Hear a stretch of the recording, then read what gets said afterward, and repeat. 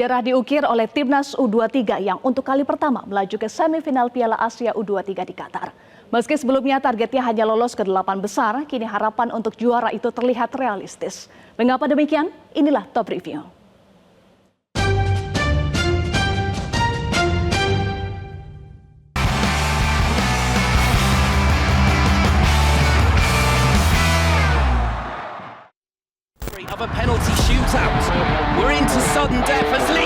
Mata penggemar bola tertuju ke Pratama Arhan saat pemain kelahiran Blora, Jawa Tengah itu menjadi penendang ke-12 bagi Timnas U23 pada laga perempat final Piala Asia U23.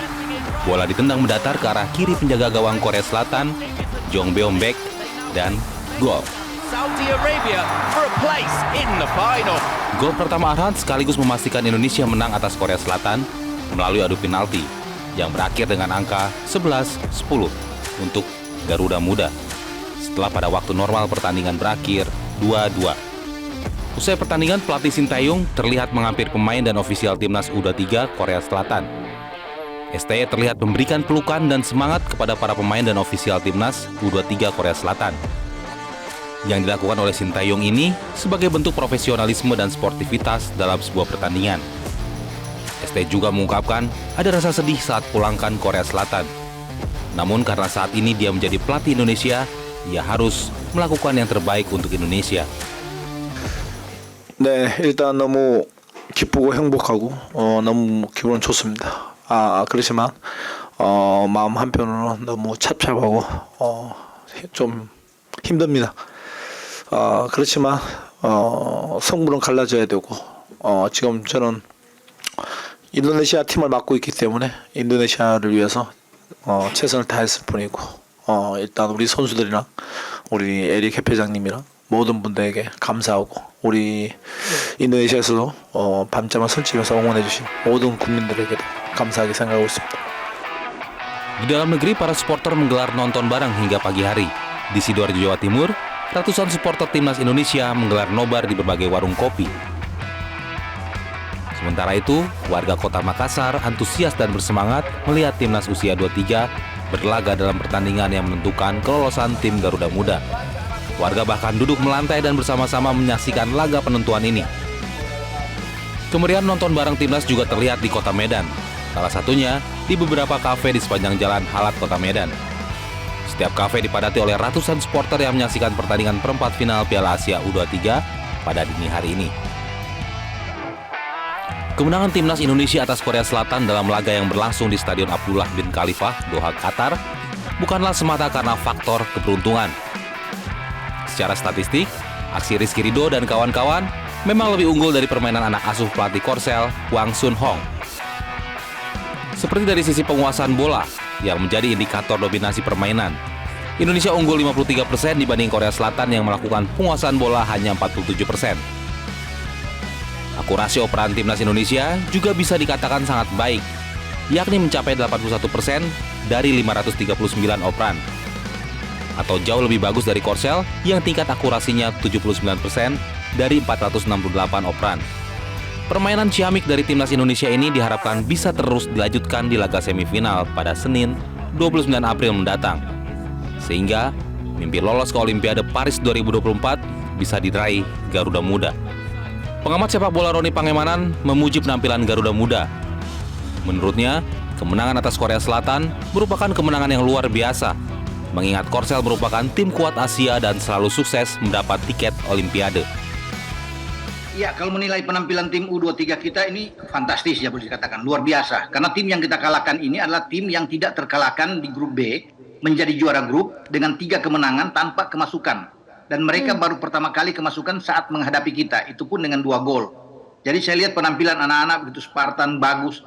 Ada beberapa aspek ya yang saya bisa lihat. Fisiknya oke, mental bertandingnya bagus mereka, kedewasaan dalam bermain juga baik, disiplin dalam menjaga daerah, menjaga lawan juga bagus, itu yang menjadi modal kuat. Dan yang paling penting adalah percaya diri ketika masuk lapangan. Mental Garuda Muda disebut sebagai kunci dari kemenangan melawan tim Ginseng ini. Kekuatan mental. Rasanya itu menjadi kunci karena kalau dari sisi permainan peaknya ketika melawan Jordania.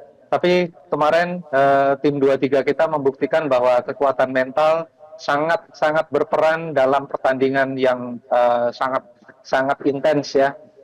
Sudah leading tapi akhirnya disamakan kedudukan kan last minute dan harus bertanding 120 menit itu berat sekali.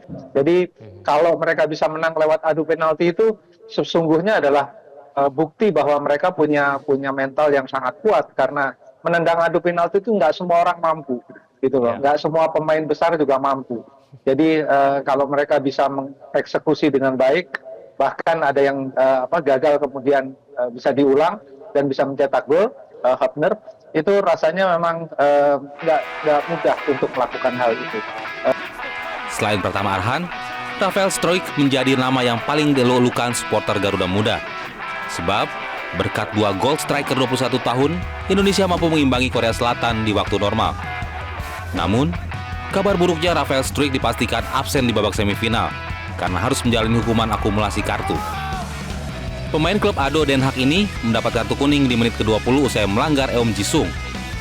Dengan kartu kuning ini, Struijk sudah tercatat mendapat 2 kartu kuning berturut-turut setelah sebelumnya mendapat kartu kuning di laga kontra Yordania. Ketua Badan Tim Nasional Indonesia Sumarji mengaku tidak khawatir dengan absennya Rafael Struijk. Sebab pelatih Sintayong sudah mempersiapkan pelapis yang juga berkualitas. Selain itu, ia menekankan bahwa permainan timnas U23 juga mengandalkan kolektivitas. Iya, jadi itu yang kemarin setelah pertandingan kita diskusikan kemungkinan siapa-siapa yang akan bisa menggantikan posisi Rafa, karena kan kita tahu bahwa sebenarnya Rafa kan sudah ada pelapisnya. Di situ ada Sananta, ada Hoki. Absennya Rafa tentu tidak perlu diragukan lagi atau tidak perlu takut-takut lagi nanti seperti apa, tidak ada masalah karena tim ini bekerja kan benar-benar berdasarkan ini ya, kolektif ya, sehingga tidak hanya mengandalkan satu pemain tetapi semuanya punya kontribusi dan semuanya bisa berbuat gitu ya, saling mengisi, sehingga itu yang di tim U23 ini yang menjadi kekuatan utamanya. Calon lawan Indonesia di semifinal adalah pemenang pertandingan antara Arab Saudi versus Uzbekistan yang dimainkan Jumat malam waktu Indonesia Barat. Pemenangnya akan berhadapan dengan Indonesia pada 29 April mendatang di Doha, Qatar. Melihat bagaimana Indonesia mengalahkan Korea Selatan, pengamat sepak bola yakin Indonesia akan bisa mengatasi lawan di semifinal. Saya katakan kalau bisa mengalahkan Korea, peluang untuk juara sangat besar karena Korea adalah rintangan yang paling berat so far. Tapi ya menghadapi nanti siapapun Arab Saudi atau Uzbekistan itu juga bukan hal yang mudah karena mereka adalah mantan juara dan juara bertahan gitu. Jadi harusnya sih akan menjadi laga yang ramai juga. Dan kalau posisi mentalnya masih sama seperti ketika menghadapi Korea, saya yakin peluang menang besar dan Indonesia melaju ke final sekaligus bisa memperoleh tiket langsung ke Paris 2024. Sejarah sudah berhasil diukir tim Garuda Muda yang untuk pertama kalinya menginjakan kaki ke semifinal Asia Cup. Bila mampu melaju ke final, maka anak asuh pelatih Sintayong akan menggenggam tiket langsung ke Olimpiade Paris 2024. Jika kalah di semifinal, peluang ke Olimpiade masih ada jika mampu merebut posisi ketiga.